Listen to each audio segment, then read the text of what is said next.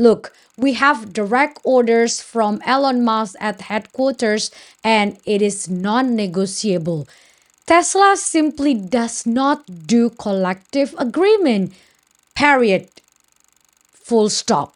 Not in America, not in Europe, and certainly not in here. Diplomacy was dead.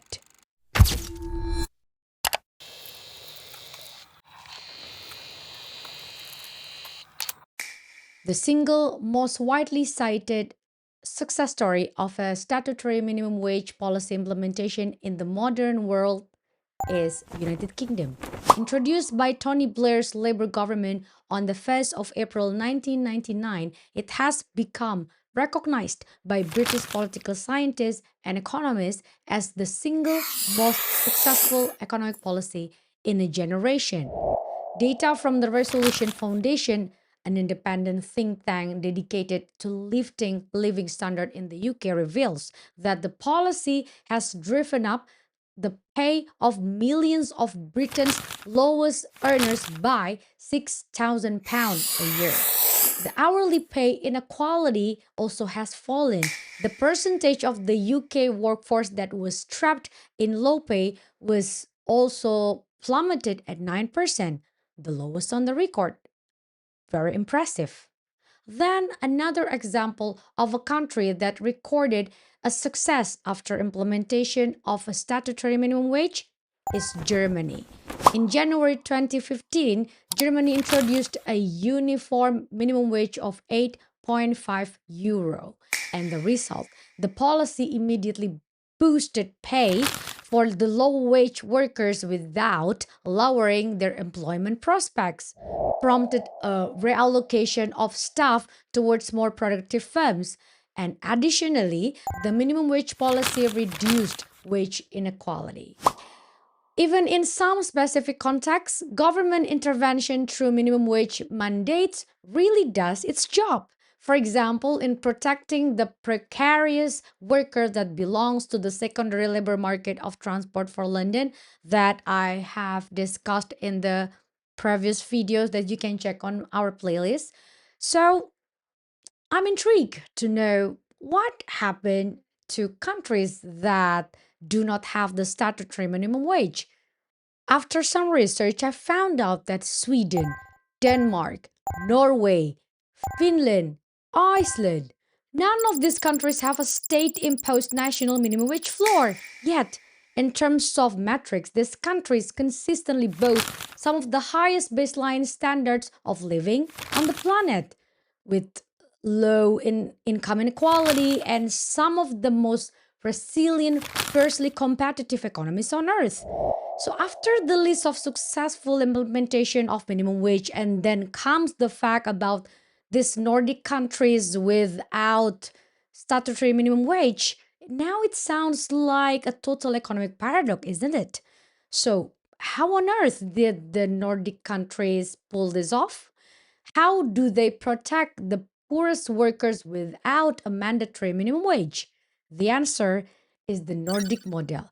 It is a beautiful, complex piece of robust economic and social framework that is built on total consensus, where the economy is regulated not by the politicians passing law in parliament, but by ordinary people sitting at a negotiation table, and they're discussing to reach a consensus. Interesting. So, the deeper I researched, I discovered that the system is intensely protected and defended by its people. That when Elon Musk and Tesla marched to Sweden and tried to maintain its strict global enforced non-union policy, the entire nation's workforce stood up, locked arms, and literally tried to boycott one of the world's most powerful technology companies. In this video, we're going to dissect the brilliant mechanics of how the Nordic model functions behind the scenes. And furthermore, we're going to talk about the real time, high stakes ideological war. Because As we speak, we are living through the longest industrial strike in modern Swedish history. It is a battle of attrition between a $1 trillion American corporate ethos that believes in absolute management flexibility and a Scandinavian social framework that believes no corporation is bigger than the community. Let's break down how the Nordic model actually works.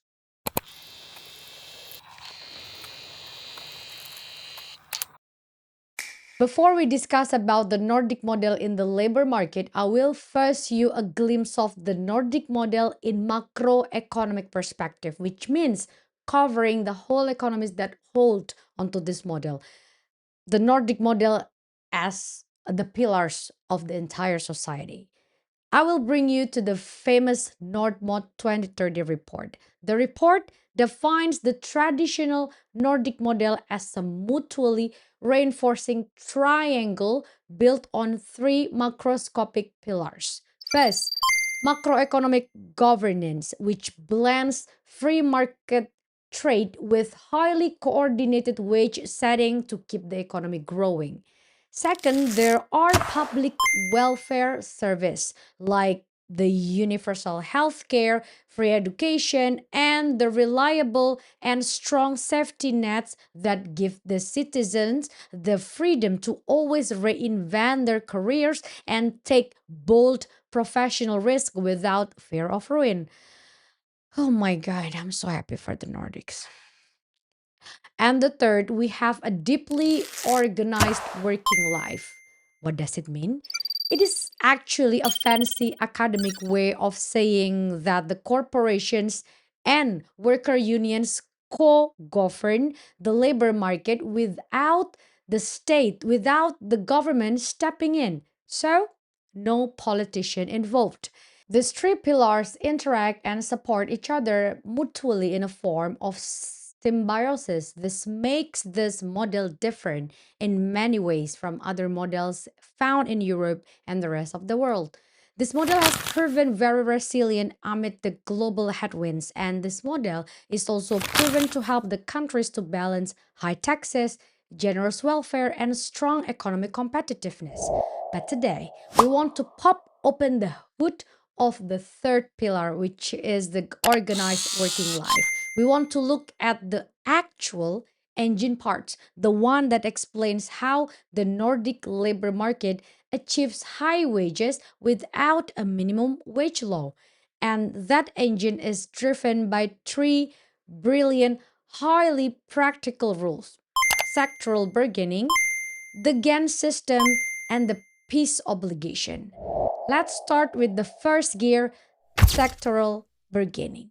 In the country where their government sets a single flat minimum wage, it means the regulation applies to everything. Doesn't matter if it is a multi-billion-dollar tech monopoly or a small family run bakery in a village. In a way, it is fair. But in another way, it raised a question: does a one size fits all rule actually make economic sense? According to my logic, of course, no. A tech giant can absorb a wage hike in its sleep, while that local bakery might have to lay off its only assistant just to keep the business on. The Nordic model takes a completely different approach to this problem. It stops politicians guessing what a fair wage should be. Instead, they handle things through what I like to call as the family reunion accord. What is this term? Imagine stripping away the politicians and putting the actual industry in charge. Let's take the hospitality industry as an example. They want to decide how much a waiter or a floor manager should be paid per hour. So, every restaurant owner in the country enters a room. They sit on one side, and the other side is the National Restaurant Workers Union. They face each other. But They are not guessing. They look at the data. They look at how much food prices went up. They look at how much profit the restaurant made that year and the trend in the hospitality. And there, right there, they negotiate a custom tailored wage floor like the minimum, the one that perfectly fits the financial reality of running a restaurant. And then imagine if this is not only happened to to the hospitality industry, it happens also to the construction industry and the nursing sector or to the education sector. They do the same thing in a different room. Every single industry negotiates its own custom rule. Very smart. Additional information: the family reunion accord is not something that you will find in reports or economic research paper. Actually, that is just the way um I choose to visualize this concept. The economic calls this as the sectoral collective bargaining. Plenty of the research reported the benefits of this concept. It eliminates a race to the bottom while maintaining a highly stable business environment.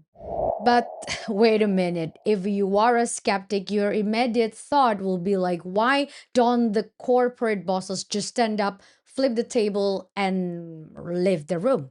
What stops a massive multinational corporation from saying, no thanks, we're not signing nothing, we're just going to pay what we want to pay? Are you those who also think that way? Because if it is a yes, then that very question will bring us to the pillar number two: symmetrical power. This symmetrical power is powered by a mechanism called the GAN system.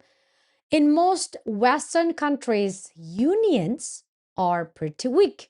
According to OECD report in the US, only about 10% of workers are in a union, and then 20% in the UK, and the median of OECD countries is below 20%. With those numbers, let's say if you try to strike with 10% of the workers, your boss will just hire the other 90% who need a job and replace you by Monday morning. But the Nordic countries have the highest union membership in the world. We are talking about 50%, 60%, or even reaching over 90% in Iceland. In this setting, the union is not an outside activist group that is just a noise. It is the labor market. To understand why the Nordic country union rates are triple of those of the UK's and US, we have to look at how they handle when a worker is getting fired. If we lose our jobs, and let's say we are in the US, we need to apply to a dreary government agency for state unemployment benefits because the government handles the money. But in Sweden, Denmark, and Finland, the state outsourced that job to the unions. They use an institution called an A-kassa, which literally translates to an unemployment box. It is an independent voluntary fund. The workers pay a small monthly fee, and if they get laid off or they want to re-navigate their career path, that box replaces up to 80% of their salary while they look for a new job. Hi guys, my name is Samantha, and today I will talk about one very important thing when you live in Sweden, and it's A-kassa. It's something that you need to be member in if you want to have some benefits when you are without job. So A-kassa is one organization which pays you if you are without job. But which requirements you need to fill in to can get this money? First of all, you need to be a member in some of them. So there are a few A-kassas in Sweden. You need to be a member at least 12 months. And second requirement is that you worked at least 12 months. So then you can apply for some amount from A-kassa. This is all thanks to a rare economic blueprint called the GAN system. Let's take Sweden as an example. The union density sits at an astonishing around 70-ish%, and this is usually highly associated with the presence of the GAN system. Under the GAN system, the unions managed the A-kassa. It gives the workers a massive incentive to stay close to the unions.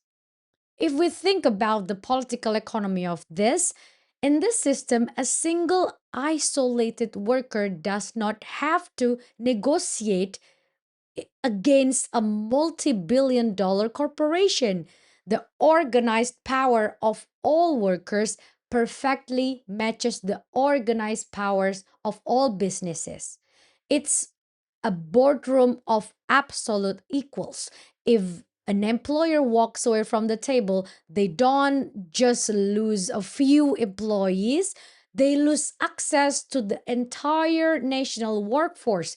Well, at least the majority. The structural balance of power is perfectly symmetrical. Now you might think that it's incredibly sounds so stressful for the businesses, constant negotiation and then high union power. It sounds like a perfect recipe for constant strikes and economic chaos. But actually it is the exact opposite. And that brings us to the secret weapon of the Nordic model for the labor market, which is the pillar number 3, the peace obligation, or what the Swedes call fredsplikt. This is the ultimate peace treaty of the labor market, and it's the reason why big businesses actually love the Nordic models. Because when a union and an employers association finally shake hands and sign that collective agreement, which usually lasts between 1 and 3 years, something legally binding happens. Both sides sign a ceasefire. For the entire duration of that contract, strikes are strictly illegal. The union cannot walk out, they cannot demand more money, and they cannot disrupt operations. In return, the business get absolute golden predictability. They know exactly what their labor cost will be for the next couple years. No surprise, no sudden protest, just pure operational stability. Look how beautiful this framework is from a political economy perspective. The workers get excellent, dignified middle class wages that automatically adjust to economic reality, and businesses got complete peace, stability, and highly motivated workforce. And the best part, it keeps the politicians completely out of the equation. There are no dramatic debates on television about raising the minimum wage and no gridlock in parliament whenever a new administration takes over. Nice. The rules do not change every 4 years when a new government gets elected. The market regulates itself through a mutual respect and balanced power.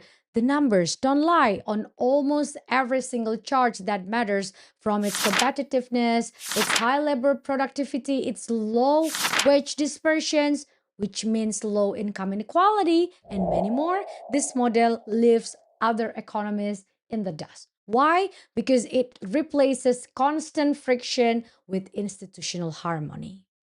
But then came Elon Musk. He entered the Nordic and declared, "We don't do collective agreement." How do you think the Nordics respond?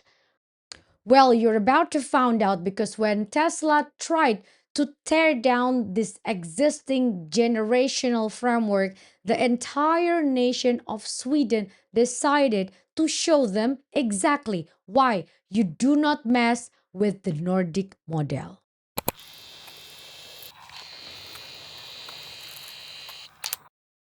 We are reaching the narrative peak of our story. This is where the unstoppable force meets the truly immovable object.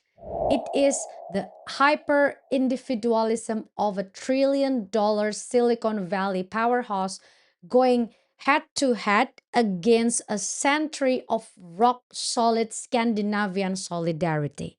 And neither side is willing to blink. The roots of this battle go back to Tesla's quiet arrival in Sweden. At first, it looked like business as usual: new showrooms, local hires, and expanding service centers. But for 5 years, a shadow negotiation was playing out. From 2018 until 2023, the industrial union IF Metall approached Tesla with the exact same routine framework. They said, "Hey, welcome to Sweden. Here is the standard collective agreement. Let's sign it, keep the peace, and let's build some cars." But for half a decade, Tesla played corporate defense. They stalled the talks, gave intentionally vague answers, dodged questions, left unions' letters unread, absolute dead silence. Then by October 2023, the Swedish government's mediator stepped in for an emergency session. That is when Tesla's local representative stood up and walked out. They essentially said, "Look, we have direct orders from Elon Musk at headquarters and it is non negotiable. Tesla simply does not do collective agreement. Period. Full stop. Not in America, not in Europe, and certainly not in here." Diplomacy was dead. On October 27, 2023, the strike began. IF Metal officially called a strike. It started small, just about 130 mechanics walked out of 7 service centers. But then Tesla crossed a sacred line. Tesla did something that is considered unforgivable in Scandinavia. So instead of pausing to negotiate, they flexed their global wealth and flew in temporary non union replacement workers from all over Europe to keep their shops open. In America, using a strikebreaker, or we call it SCAPs, is routine, just standard business strategy. But in Sweden, it is an absolute sin. It signaled to everyone that Tesla was not just rejecting the union, they were trying to break the entire Swedish model. Democracy in Sweden, the democracy all over the world, even in the United States. The country of Sweden is going to bat with Elon Musk. On October 27th, IF Metall, the labor union representing Tesla employees in Sweden, officially called for a strike against Tesla because the car company has been stonewalling collective bargaining attempts for the last 5 years. Now, this is all a big deal for 2 reasons. 1, because this is the first strike in Tesla's history, and 2, by not coming to the table to negotiate, Musk is threatening the entire Swedish labor model, which thrives off its long-established history of harmonious collective bargaining agreements and unions supporting each other. Because of these harmonious relations, Sweden doesn't have a lot of labor laws in place, and Musk is taking advantage of that to try and evade meeting workers' demands. We have a model in Sweden called the Svenska Modellen, Swedish model, that includes almost every company in this land. 90% of every worker in Sweden has a collective agreement. And it's a model in Sweden. Employee and union do this agreement. We have that for decades. It's nothing new. And this company is a big company which wants to make their own rules. It's a society within the society. Of course, we're going to break them down, but I think a victory in this conflict spells international solidarity. That is when the entire system pushed back. Remember that Sweden has no statutory minimum wage. They only have each other. So solidarity is the only real protection. The Swedish law has a secret weapon, the peace obligation, or fredsplikt we spoke about in the previous chapter. This peace obligation does not apply to sympathy strikes. So, one by one, the entire national workforce united to put Tesla into an economic chokehold. First, the Postal Workers Union decided to join the fight. In Sweden, we can't just pick up our license plates at a government office. By law, they must be delivered via Port Nord. Suddenly, rows of brand new Teslas were stuck in a warehouse, completely illegal to drive simply because they couldn't get envelope from the Port Nord. Tesla tried to pivot. They decided to bypass the postal blockade by shipping thousands of cars directly into Swedish ports. But this is so good. But the dock workers union saw this and said, not on our watch. They launched a total blockade. Dock workers at every single Swedish port flat out refused to unload a single Tesla vehicle from cargo ships. Elon Musk team thought they were clever. They said, fine, we'll just unload the cars in another country, in Denmark or Norway or Finland, and then we'll truck them across the border into Sweden. But but then this is where the pan Nordic alliance triggered. The transport and dock worker unions in Denmark, in Norway, in Finland stood up in solidarity. They blockade their ports too, refusing to handle any vehicles destined for the Swedish market. They effectively built an economic wall around the entire Scandinavian region. It did not stop there. It's getting good. The electricians union joined in the strike. They refused to service Tesla equipment or connect any newly built supercharger stations to the national power grid. Oh my goodness. The waste management unions stopped collecting trash from Tesla showrooms.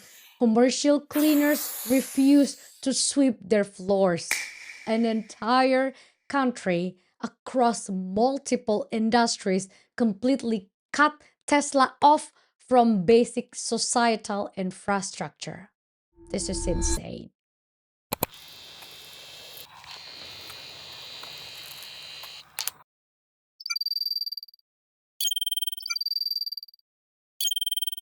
Now it's already mid 2026. The ongoing Tesla strike in Sweden has developed into a brutal multi layer of attrition, marking the longest industrial conflict in modern Swedish history and testing the Nordic labor model's resilience against a $1 trillion multinational corporation.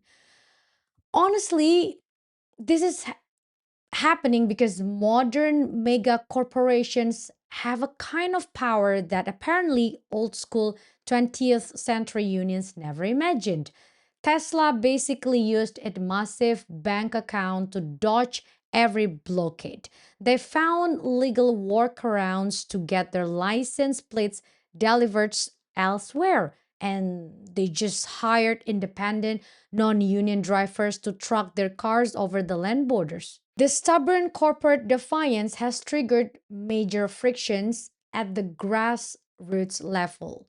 By spring 2026, severe picket fatigue set in. Standing out in the freezing Scandinavian cold for 40 hours a week just to qualify for strike pay started to break the workers' morale.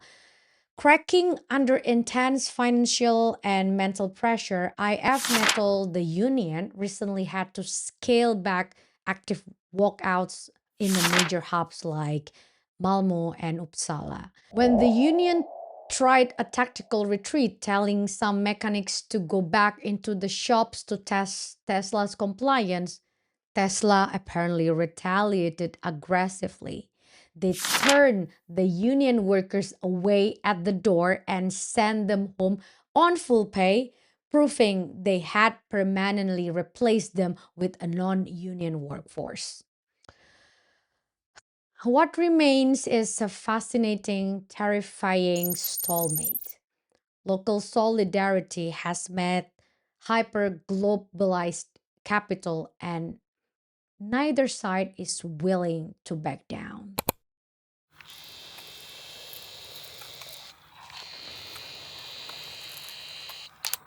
Let's step back from the drama. This conflict is a pure clash of political economy. A framework called Varieties of Capitalism argues that advanced economies are not built the same way. It divides the capitalist world into two distinctive models.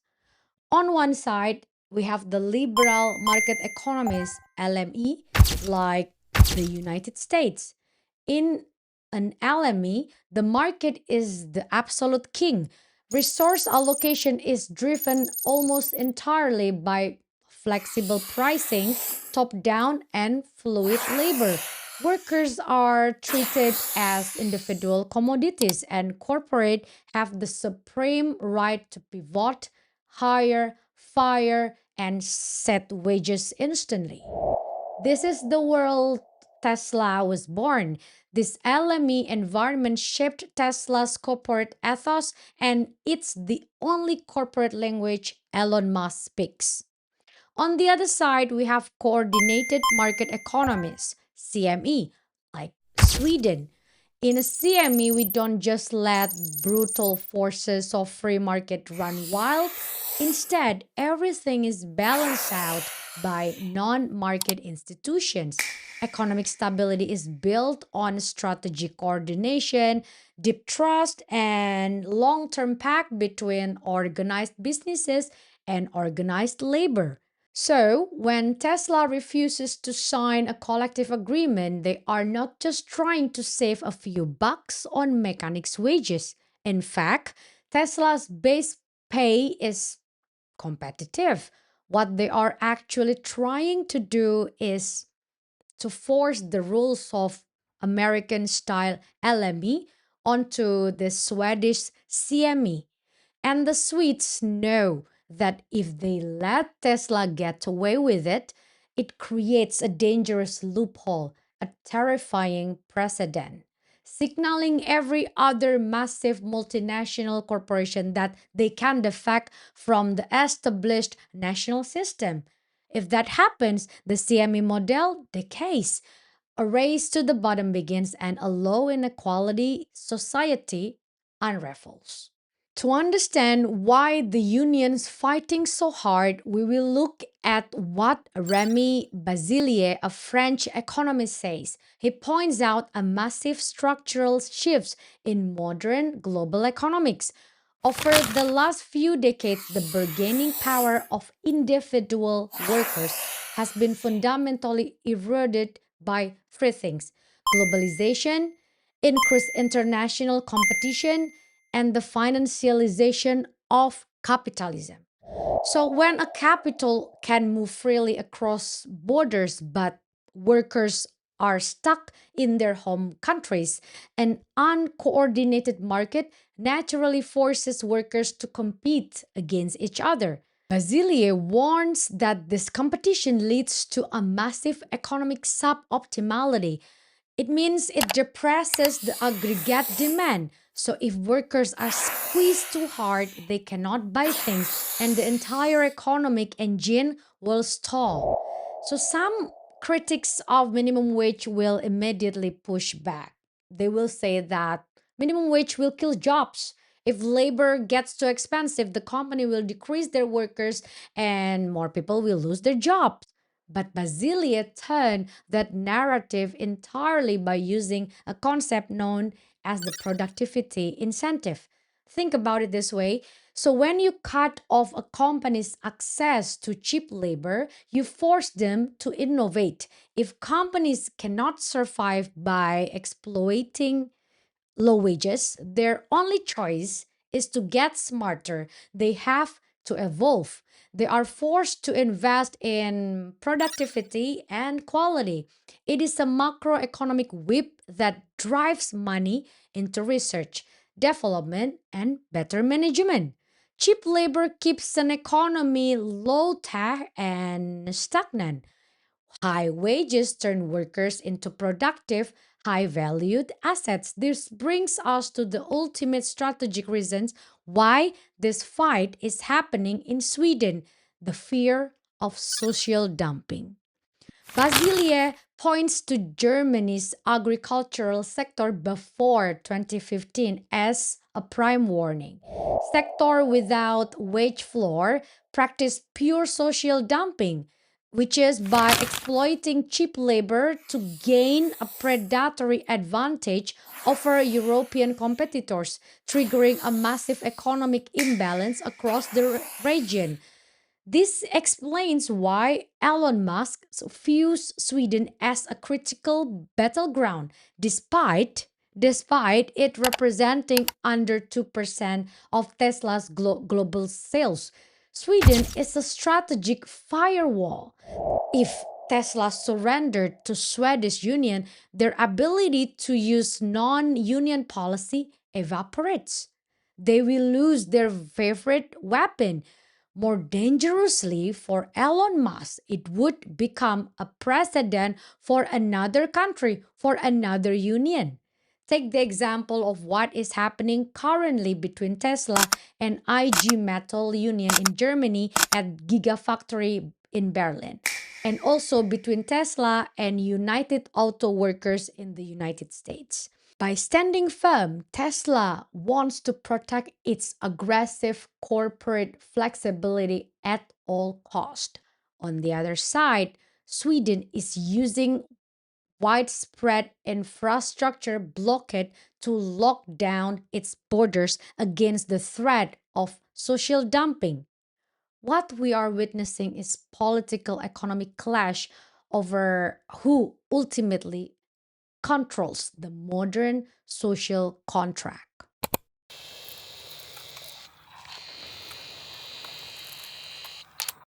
So, what can we learn from here? What is the ultimate takeaway?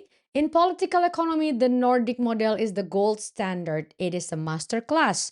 Instead of letting politicians flip flop over minimum wage, they transfer the wage setting directly to the workers and employers who are in the business, who actually run the industry. As we can see, it creates a system that is highly competitive, deeply dignified, and incredibly flexible. It shows that protecting the vulnerable does not necessarily need a mandate from the government. We need a balanced ecosystem of collective power.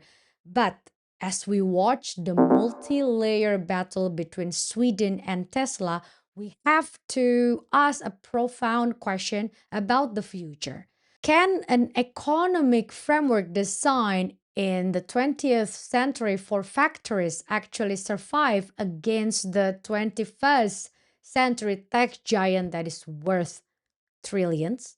And can local workers' solidarity stand up against hyper global capital that doesn't care about national borders or cultures? No one knows. Heaven knows. The Tesla clash proves the long standing old model has vulnerabilities, and billionaire with limitless resources can play a brutal game of attrition. But history tells us that the Nordic model was not a gift. It was earned through generations of shared struggle of the Scandinavian, and by refusing to back down, Sweden is proving to the global economy that human solidarity still and remains a very tough thing to break. Thank you so much for hanging out with me in Sapere Aude. If you love this video, please hit that subscribe button, leave a comment with your thoughts below. Are you team Tesla or are you team Sweden? And I will see you in the next video. Sapere Aude, dare to know. Ciao!